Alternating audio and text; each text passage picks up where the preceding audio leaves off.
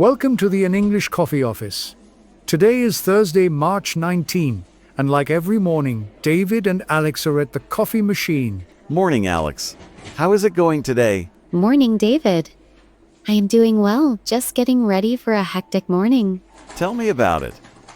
My inbox is already full of emails from our international clients.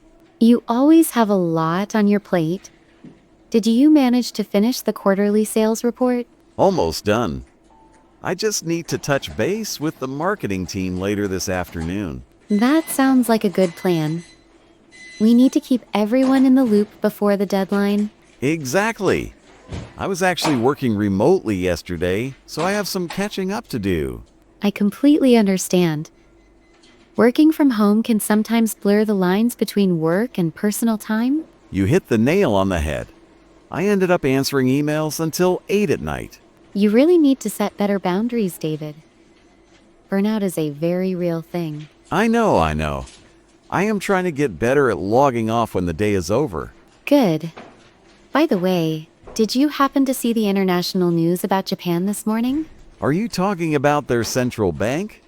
I read something briefly on my phone. Yes, they finally ended their negative interest rates after 17 long years.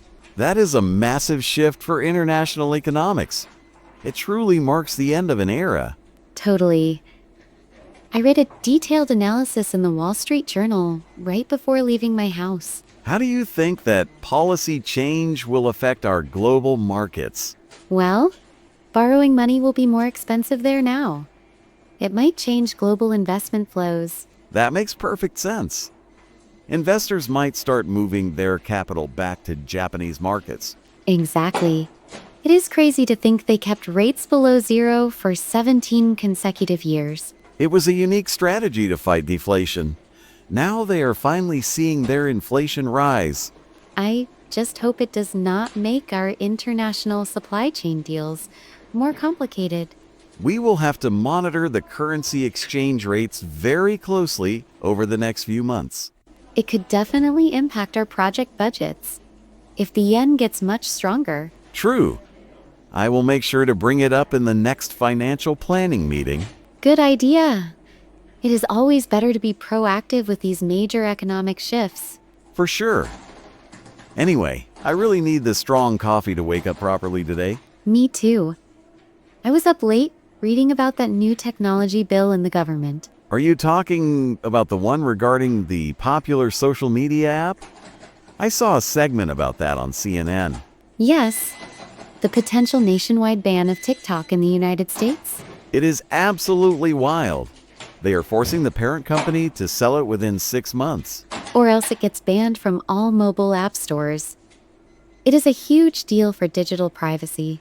I cannot imagine my teenage niece surviving a single day without scrolling through that app.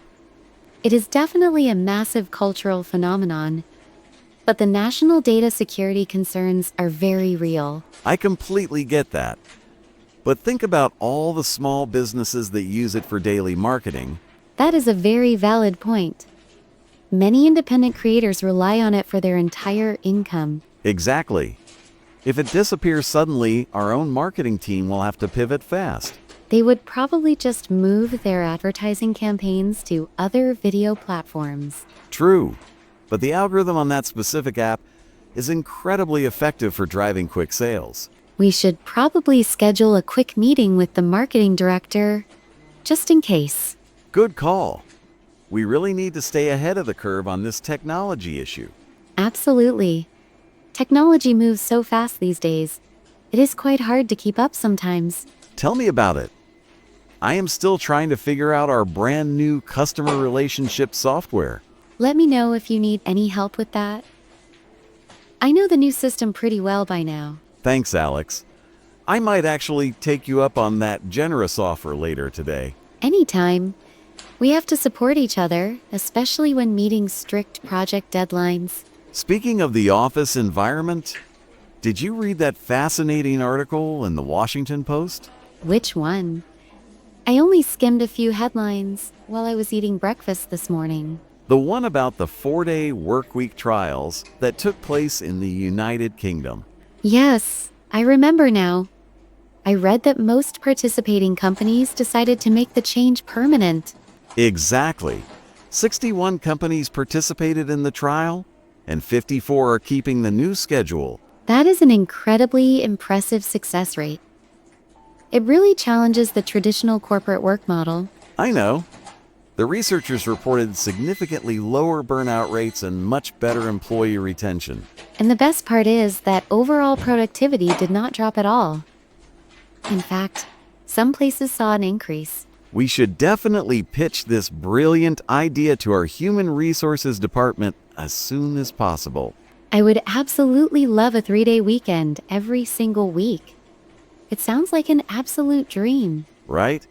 I could finally catch up on my sleep and spend more time working on my golf game. It would give everyone so much more time for their personal lives, families, and hobbies. Plus, people would come back to the office after the weekend feeling completely refreshed and motivated. I wonder if our upper management is truly ready for such a big structural change in our culture? Probably not quite yet. The executive team still loves seeing us sitting at our desks all day. True.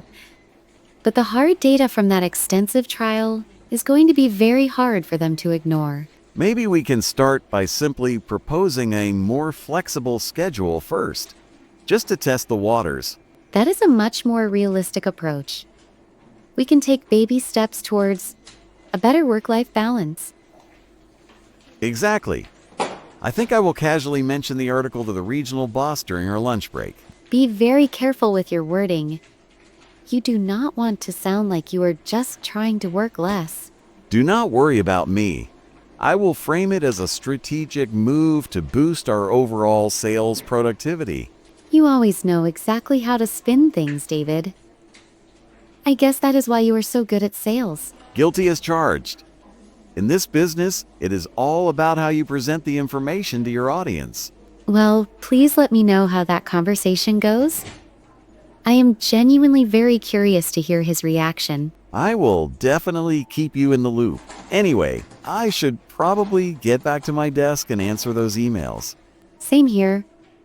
I have a major project status meeting with the engineering team in exactly 15 minutes. Good luck with that presentation. Let us touch base again after we both finish our lunch. Sounds like a plan. We can review those upcoming project deadlines together and align our goals. Perfect. I will send you a quick calendar invite right now so we do not forget. Thanks, David. Have a highly productive morning, and please do not work too hard today. You know I will try my best. Let us call it a day on this excellent coffee break. Time to get to work. Don't forget to subscribe and practice your English every day. You'll see how it just keeps getting better and better. See you tomorrow. Hope you have a fantastic day.